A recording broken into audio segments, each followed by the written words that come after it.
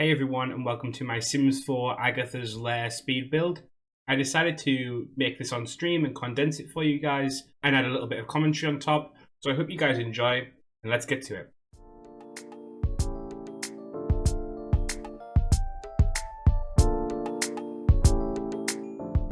So the most important thing when I was doing this build was to make sure to get Agatha's basement to be as real as possible within the limitation of The Sims. I say that a lot, but it's very important to know that.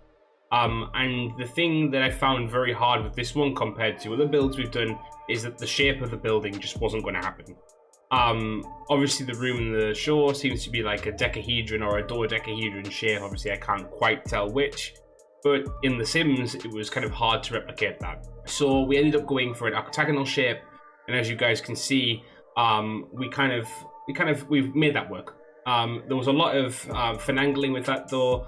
We did kind of have to change it a bit, but I did kind of have trouble getting that octagonal shape to kind of move out properly, because, you know, with that one, as you stretch it, it doesn't quite retain the same like equality in the sides.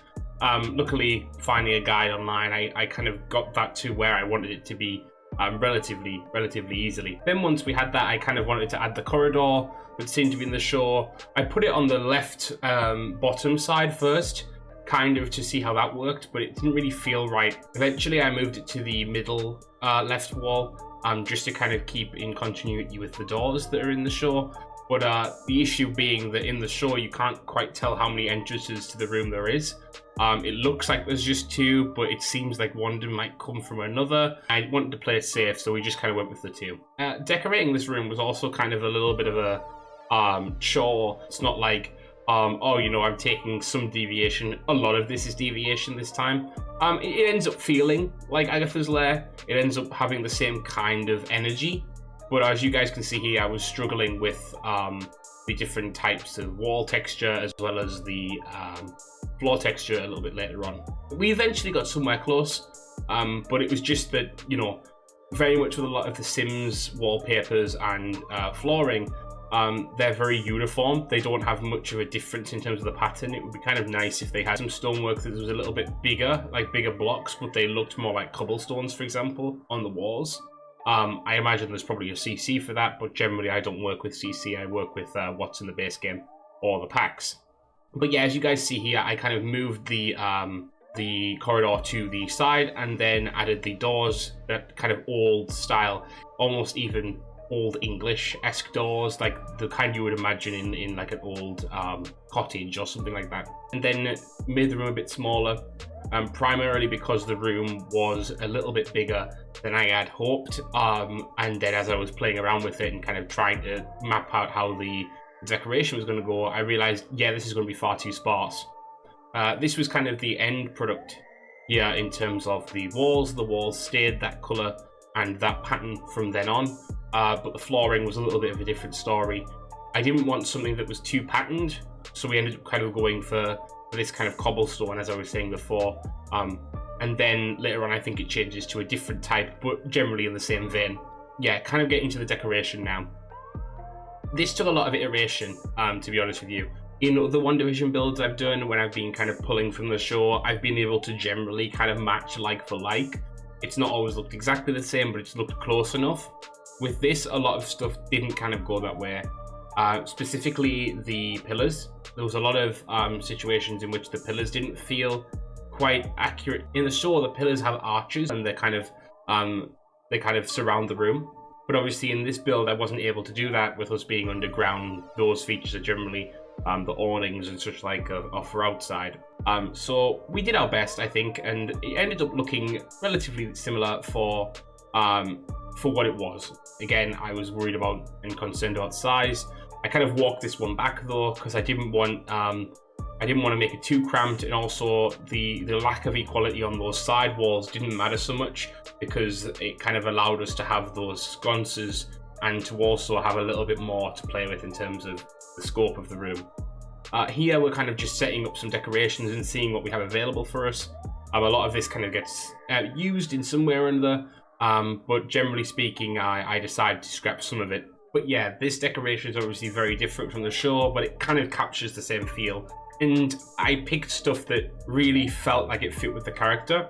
But yeah, so like I picked the Forged Queen statue as a way of kind of emulating this kind of sense of womanly power and witch power and that kind of stuff in the show. I mean, you know, we've got these two strong female characters, and it felt kind of right to kind of emulate that power in the decoration of the room. I kind of also continue to do that with bringing in the vines and the roots to kind of emulate the stuff that we saw that Agatha seemed to have along her walls that kind of represented her power. So really I was kind of trying to make informed choices, and you know, I'm trying to make this room seem practical for a witch at the same time. You know, I want her to be able to have like space to put her incantations, her books, etc., and so on.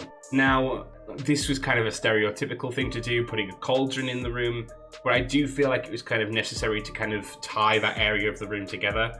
Also, the fact that Agatha has been weaving spells on Wanda and the citizens of Westview, and it just felt kind of right to think of a place where she's been concocting this, she's been watching, she's been kind of lurking over them. And to kind of give it the Agatha twist, I put a lot of flowers around it. She seems to have a lot to do with flowers. You know, the Sparky incident seemed to be to do with flowers. There were the flowers when she first met Wanda, you know, the roots that I talked about before. So it felt necessary to kind of add that. And then I decided that I'd add kind of a workstation in a sense. There is a place in the show where the Darkhold is being held. And I was kind of trying to emulate that at first, but there wasn't anything that was necessarily quite like the Darkhold to have in game. So it's kind of it's a homage to that without it being that. But yeah, so I created that workstation to kind of give her a place to work, or like anyone who ends up using this room. And then obviously the main issue, like I said before, was that I couldn't have archers in the room. And in the show, if you guys remember, above the arches there were the hexes, and that's where Agatha's runes were. And I was kind of bummed by the fact I couldn't do anything with the arches, because I wanted to kind of imply the runes, if not be able to put them in. But then I found this floor piece, and I thought that would be a great way of kind of tying the room together, but also having that sense of runes in the room, even though they're not on the walls. And then what I kind of did with it, I kind of hammed it up a little bit as well later on. I added some red markings to the floor with it, just as a way to kind of give a sense of wonder in the room as well. Like, you know, it kind of is always nice to link it back to that when I'm doing these builds. I want them to be interesting and thought out, and kind of have these kind of little details and gems in them for people to find if they do download them and use, or even if they're just watching them on YouTube. I want it to always be something that's kind of really thought out. I want it to be interesting. And especially when you're dealing with stuff that is not necessarily in the show or is slightly divergent from the show, but if you can add that color scheme or that little bit of decoration that reminds you of the character for whatever reason, it kind of resells you the fantasy, even if it's slightly different to what you're expecting or what you were imagining. And that's what I was kind of trying to do with this red runes in the room. And really speaking, at this point, it was just about finding the finer details. It was adding those little like curios that a typical witch, or in this case obviously Agatha, would have. You know, a crystal ball, like a hand, you know, these little, I think it was like a pocketbook type thing, tomes, you know, all that type of stuff. I ended up adding a few bouquets of flowers as well, over the other side, just to kind of really sell the piece, sell the room, and how I imagine, you know, what Agatha's doing. You know, I didn't want it to just be, oh, here's a bog standard room. I kind of try to think about it. Like, for example, I try to put like these kind of fashion magazines in, like similar to how Agatha has them in episode 1, or like document files that maybe Agatha has on certain members of the community, or, you know, something like that, just to kind of bring it back to the Westview WandaVision theme and style. I'm really happy with how this turned out, guys, to be honest with you. And I think it kind of, it really reminds me of Agatha's basement, even though it's not necessarily like Agatha's base. But yeah, it really worked out, and I'm really happy with it. You know, I'm really happy to be able to kind of do more of these WandaVision builds. So if you guys want to see more, potentially Agatha's house or something like that, do share, like, and subscribe, and leave a comment below. But otherwise, guys, thank you, and I'll see you in the next one.